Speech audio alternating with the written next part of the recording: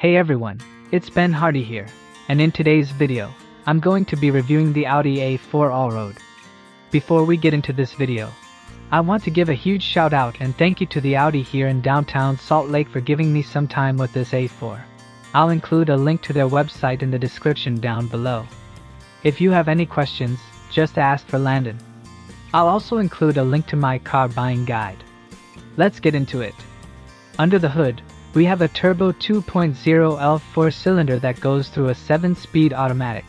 Fuel economy is 23 around town and then 30 on the highway, with power outputs being 261 horsepower and 273 pound-feet of torque. Before I move forward with this review, I do want to mention, if you want to see more videos just like this, then I recommend you subscribe, because I post content every single day. So, Audi's hood design is very simplistic, but it just looks good. I think simple is the best thing to do with luxury cars. Really cool design there with the lights. And then you can see down below with all this silver trim here. That's also on the grille. And this is the one time, or rather the one car, that I actually like the kind of brush trim. I think it works with the style. Now our turning wheel setup is 245x45x8 in the front and over in the rear. And you can see here with the wheels, you've got that silver finish on it. It kind of matches the rest of the theme on this. And then unpainted fender flares. I guess it looks more rugged, or maybe that's what Audi would say. That continues along the side as well. And then look at that, the station wagon appearance. That's such a cool look if you asked me. Now with the key fob, it's pretty simplistic. It has your lock and unlock, opening for the hatch. It's a nice fob in general. And look at the space back here. So one way to look at the A4 Allroad is, it's a little bit smaller. But it's almost like AQ5, but station wagon instead of SUV. Got the cargo cover built in from the factory. This is actually really nice. And I mean, yeah, this area is decently wide. Like it's a pretty solid cargo area. When you're all done, just press that and it will pop right down. Love the taillight design as well. I think that's really cool looking. And other than that, that's the rest of the rear. And then this leads us inside, where we've got some nice soft touch here at the top, and then also down below. And this is cool, what they've done, like this, yeah, a little bit more old school, but I think it looks good. And then here are the seats. Nice trim all down. Getting in, it's not incredibly spacious, but I mean, I fit back here.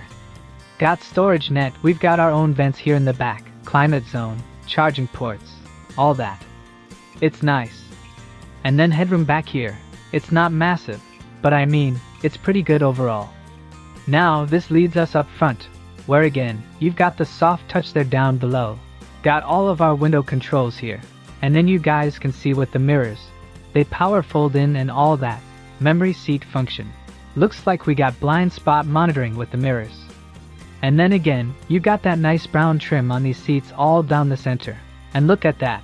Power adjustments. Pretty nice. Light controls there on the wood trim. Now taking a look at the steering wheel. Nice soft touch trim all around. Paddle shifters there on the back.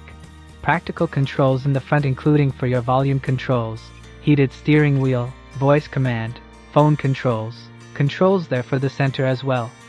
And you have regular turn signal / cruise control / windshield wiper stock setup. And yeah, it's got Audi's virtual cockpit, which, you press the view button, and it'll change the display quite a bit. It's a pretty cool setup overall. A lot of other automakers are doing a similar system nowadays. Now you can see there is a little bit of glare with the screen.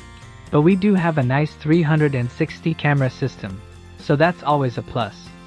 It's not a huge car, but it's still nice being able to see out of all the different angles, and pretty quick response time with the screen.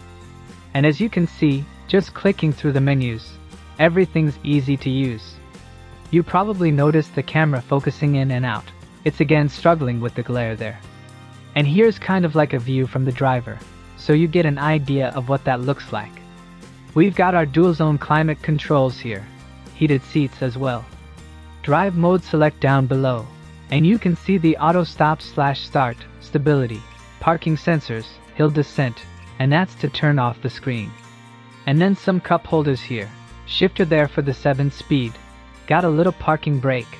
Volume control next to it. Phone charging pad inside. Got nice trim on the top, and then nice trim on the dash. And yeah, I actually like the glosswood trim. Maybe they should bring it back in more cars. Maybe I've lost my taste. Who knows? Pretty big glove box.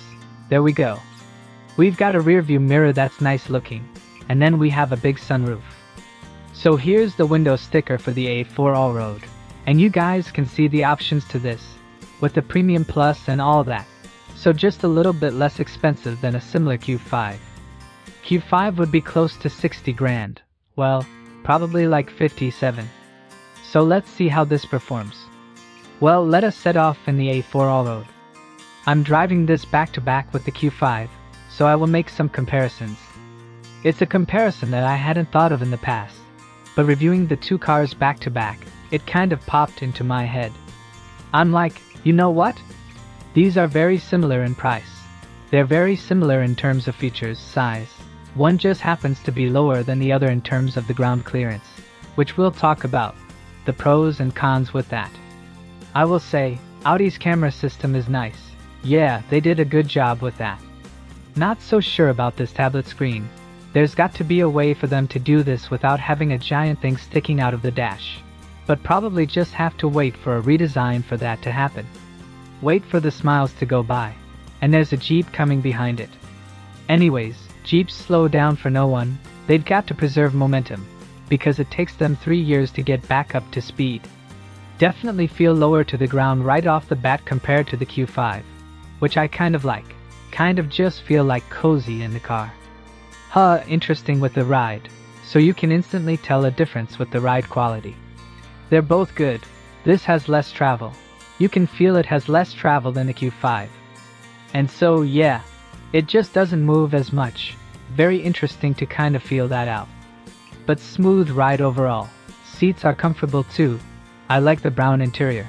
Creates some nice contrast with this. We'll get another acceleration in a little bit, but it's got some power. Again, one downside about these turbo 4 cylinders is just the time it takes to spool things up. It's not like an instant power delivery. Gotta wait a minute, wait for things to happen. But nice drive overall. Like really, it's comfortable. Just kind of floats down the road. No complaints from me with that. And I guess another benefit that I see is, I want to say it's any quieter. Actually, this is a downside. So, the higher you are above the ground, the less road noise you're going to get because of ride distance. So this, you hear the tires a little bit more than the Q5.